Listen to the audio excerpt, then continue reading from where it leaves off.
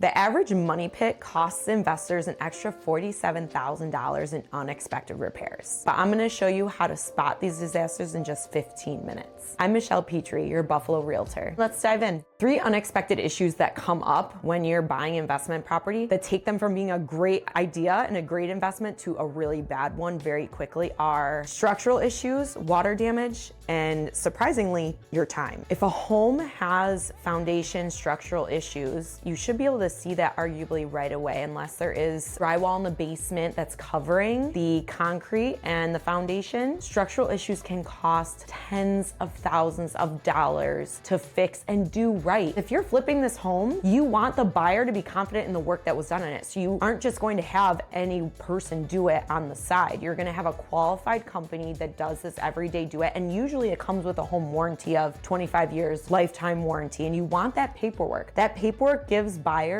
the confidence to still put an offer on the home, because if it's an issue that was repaired properly, now they feel good about it. There was a home that was for sale a couple weeks ago in Amherst that needed $150,000 worth of work in the basement. That is life-changing. That is ruining lives. That house might not have cost $150,000 to begin with. Something you need to think about specifically for the North Towns and Amherst in particular is that a lot of those developments that were built 50 years ago or so were built on wetlands, like places that nowadays the DEC would never let us build houses on. Thinking about those things, a lot of those developments, those homes already have basement support built into them because they already had issues. But if you're looking in some of these developments and it doesn't have basement support or some sort of structural support, there's a 50-50 shot you're gonna need it in the future. So it's something that you need to think about, talk to your agent about when you're evaluating homes in certain areas. In regards to water damage, a lot of times we see it in the basement because of improper water flow outside the home. So gutters are pointing down towards the foundation or not being brought away from the house. So we want water to be shed away from the house. Well, a lot of times the gutter spouts end right next to the house. So the water's just pooling next to the foundation. Water freezes and it expands. Now we have that pressure on your foundation, which can cause the foundation issues that we were just talking about. But also water can seep into the basement. So what do we do with those things? Water damage, we want to put maybe drain tile around the exterior walls of the basement and a sump pump so that water now can be shed away from the house. And then now if we're going to talk about time, which seems weird to talk about because it's not an issue that you find when you're looking at the house, but it's an issue that you have within yourself or your team, maybe if you don't have a great team supporting you. So time, a lot of people when they're buying these slips and buying investment properties, they're borrowing money and a lot of times at a very high percentage. Hard money lending, maybe 12 to 16%. If you don't get that home done in the 3 to 5 month time allotment, that interest adds up very fast and can eat into your profit margin. So if you're taking too much time, you thought you would do the work yourself, but the holidays came up or you got sick or you went on vacation, that eats into your profits dramatically. So that really needs to be taken into account when you're running your numbers and you're thinking about who is going to execute all of this.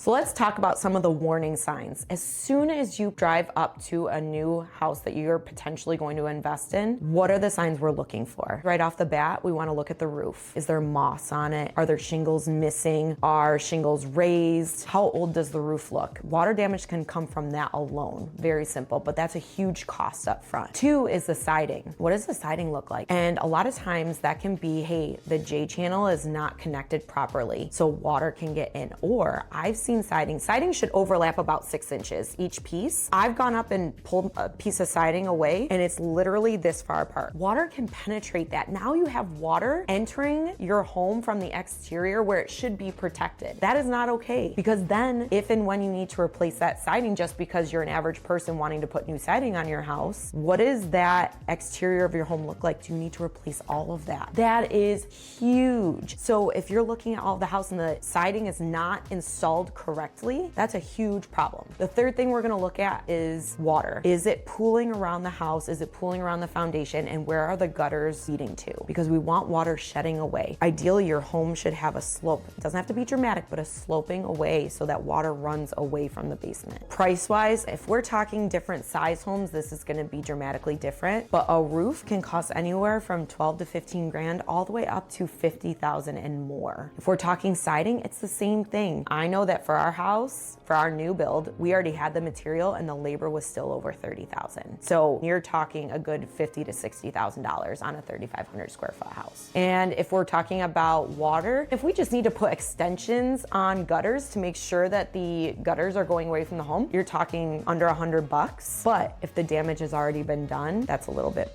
different story. So let's say it's past all of our visual inspection on the outside. Here's what you need to look for on the inside. I usually want buyers to go into the basement first because I don't want them to fall in love with a home upstairs that now we walk into the basement and it's crushed all of our dreams, right? So we want to go into the basement and check for that foundational support. Make sure that there's no horizontal cracks in the foundation. Make sure we don't see a lot of evidence of water damage in the basement. Make sure there actually isn't water sitting on the ground in the basement because surprisingly enough, that's happened more than once. Another big expense when coming into an investment property, the windows. Windows, if they're older, they need to open first for a safety reason, but two, for aesthetically pleasing and also to keep everything efficient for your heat and cooling. So windows are a huge cost nowadays to put into a home. The attic is the third place we really want to take a peek at if we can. Most of the time in homes, we have to just lift up that like 2x2 box in a closet, which is the most annoying thing ever, but lift that up, see if you could see the roof and the rafters. Are there a lot of dark spots on there? Is there an active leak? Is there something we need to look out for? A lot of times we can see those just by a quick peek around, but it's something that you're gonna get a good idea for if you could just get a peek up there. I go in more attics and basements than any other realtor in Western New York.